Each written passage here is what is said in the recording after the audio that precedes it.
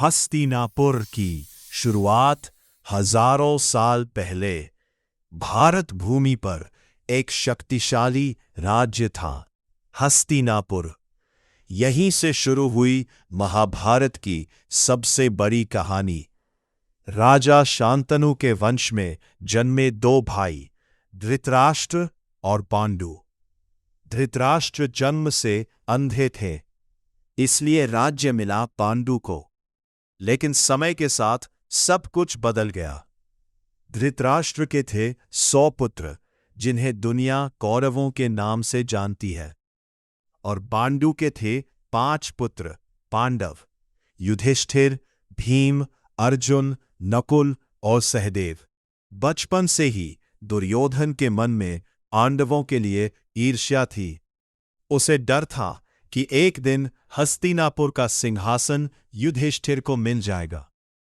जुए का खेल और द्रौपदी का अपमान। फिर आया वो दिन जिन्होंने इतिहास बदल दिया। दुर्योधन ने अपने मामा शकुनी के साथ मिलकर पांडवों को जुए के खेल में बुलाया।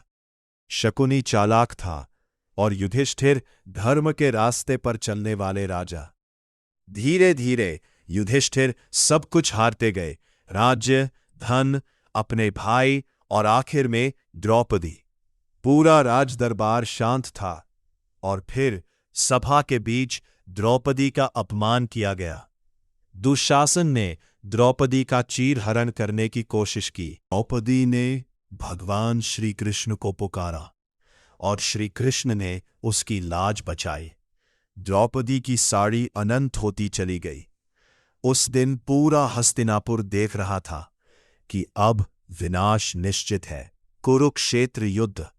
समय बीतता गया और आखिरकार शुरू हुआ कुरुक्षेत्र का महायुद्ध। एक ऐसा युद्ध जो लगातार 18 दिनों तक चला। एक तरफ थी कौरवों की विशाल सेना और दूसरी तरफ थे सिर्फ 5 पांडव, लेकिन उनके साथ थे स्वयं भगवान श्री कृष्ण। युद्ध शुरू होने से पहले अर्जुन अपने ही परिवार को सामने देखकर कमजोर पड़ गए। उनके हाथ कांपने लगे। तब श्री कृष्ण ने अर्जुन को दिया जीवन का सबसे महान उपदेश, भगवद गीता। उन्होंने कहा, कर्म करो, फल की चिंता मत करो। इन शब्दों ने अर्जुन को फिर से खड़ा कर दिया और फिर शुरू हुआ इतिहास का सबसे भयानक युद्ध। भीष्म पितामह बाणों की शैया पर गिर पड़े। अभिमन्यु चक्रव्यूह में वीरगति को प्राप्त हुआ। कर्ण और अर्जुन के बीच भयंकर युद्ध हुआ।